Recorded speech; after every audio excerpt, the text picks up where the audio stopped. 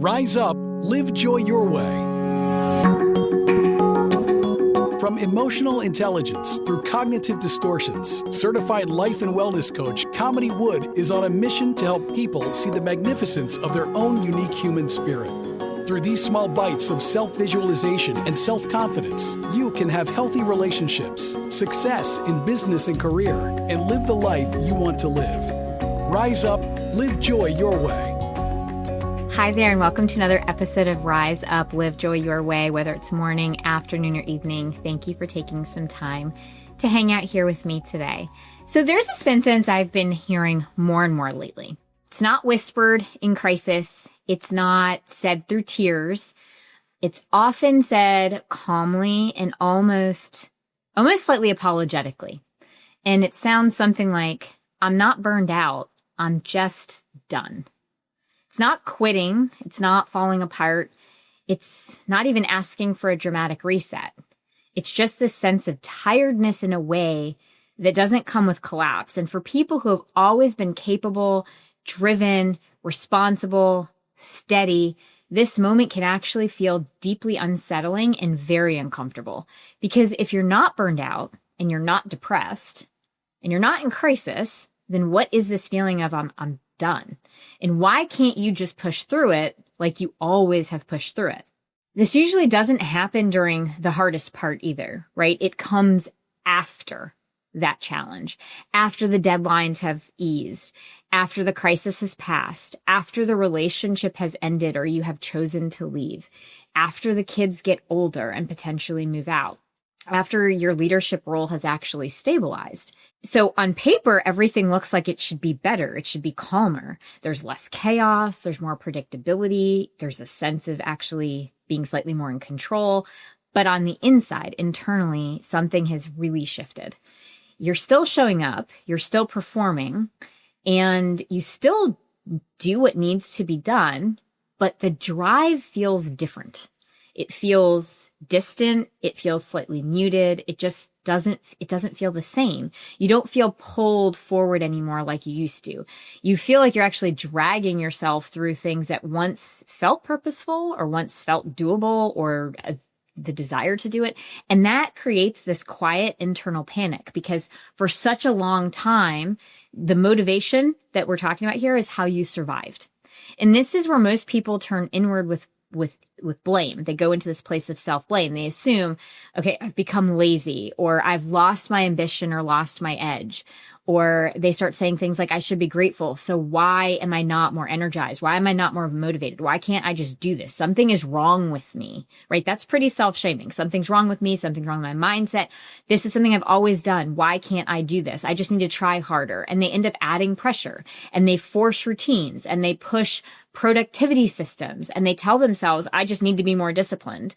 And the more they push, the flatter they actually feel, which then reinforces the fear. What if I can't access this drive anymore? What if I can't access the thing that used to create success for me?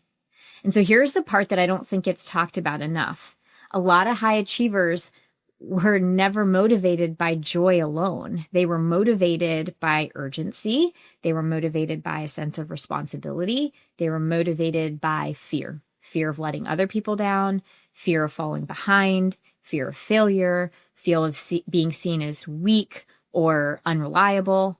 And those things don't make you broken. It just makes you having had adapted. It's what happens when we internalize certain beliefs. When pressure is constant, the nervous system learns to mobilize under that stress. So that sense of the adrenaline rush, it becomes familiar. It becomes the known. And that urgency becomes normal. We actually normalize that. Responsibility becomes part of the identity. And so when that pressure lifts, the system doesn't automatically switch to inspiration. It doesn't automatically switch to joy and meaning. It often goes quiet, and that quiet can feel like emptiness. And if you don't understand what's happening, it can feel very discombobulating. It can feel so uncomfortable that it creates this sense of loss, being lost. And this moment is not a failure of character. It's actually a shift. It's a transition in what your motivation is. Your nervous system no longer is willing to run on fear or urgency or pushing through. And it's not because you're incapable. It's because you have actually moved past survival as the fuel system.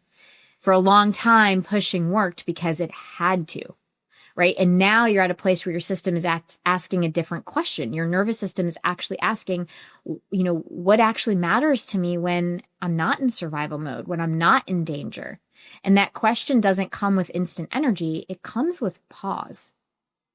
So when somebody says, I'm just done, what they're often naming is a limit that they've reached. It's not a dramatic one. It's more of a quiet internal one. It's a boundary that says, I'm at my limit. I can't keep producing from a place of depletion. I can't keep performing without having some sense of meaning in what I'm doing. I can't keep overriding myself. And this is the nervous system saying no to another form of self-abandonment. And so when people who are used to being dependable shift into this place, it can actually be slightly terrifying, right? Because if I'm not the dependable one, who am I? If I don't push, who am I, right? So there's almost like this identity crisis that starts to happen. So let's see if we can just simplify this a little bit. When you've lived in high demand environments for a consistent amount of time, for a long period of time, your system stays in activation mode.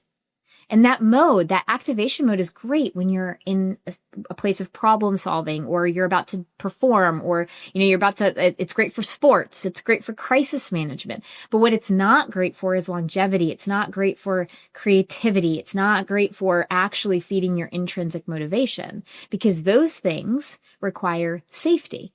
And so when safety finally arrives, the system slows everything down. It's not to punish you, but it is to protect you. If this resonates, if this hit is hitting home at all, I just want you to notice, what are you no longer willing to do the way that you used to do it? And I know this is something that comes up for leaders in corporations routinely as they start moving up that leadership role in the promotion track. There comes a point where maybe the motivation has shifted and it can be scary. And so for many people, motivation wasn't just a feeling. It really was an identity. Right? Their motivation was how they identified themselves. I'm the driven one. I'm the reliable one. I'm the dependable one. I'm the one who can fix it. I'm the one who holds everything together.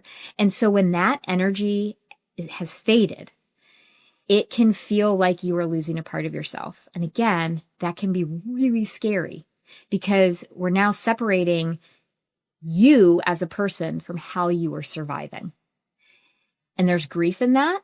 There's fear in that, but there's also freedom that we get from that. This phase, though, that we're talking about, there's a gap, right? Survival has ended. The chaos has ended, but the meaning and the reacclimation and the reconnection with who you are outside of that identity hasn't fully arrived. And that's the gap that feels really uncomfortable. It can feel somewhat uninspiring. It can feel just downright scary. It can feel, like I said before, where this feeling is, I'm just done. There's just this numbness. And so a lot of people try to skip it, right? They immediately rush into reinvention. They set new goals. They define new projects. They try to re-identify with that. Let me push through. Let me go to the next thing. But meaning doesn't respond well to pressure. It responds to curiosity. So let me offer a couple different grounded takeaways. One, disengagement is often a signal, not a symptom. And what I mean by that is your nervous system is telling you something about capacity, not your actual commitment.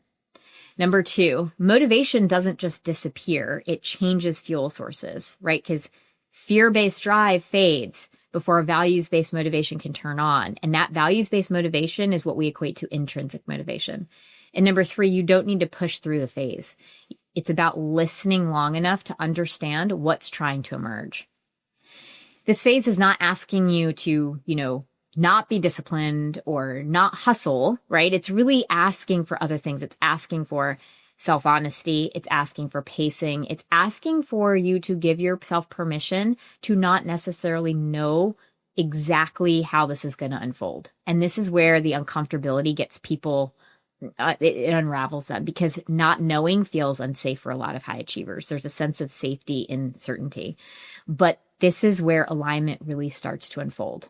So I just want you to hear this. If this is hitting at all, you're not broken, you're not lazy, you're not failing, you haven't lost your edge. It's just transitioning out of a way that you used to operate that required constant self-override into a transition that feels quieter and hopefully will get to some place of clarity.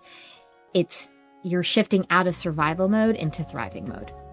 If this resonated and you'd like to hear more about how coaching could help you move forward, whether professionally or personally, feel free to book a call with me anytime at coachwithkamini.com. And until next time, stay well.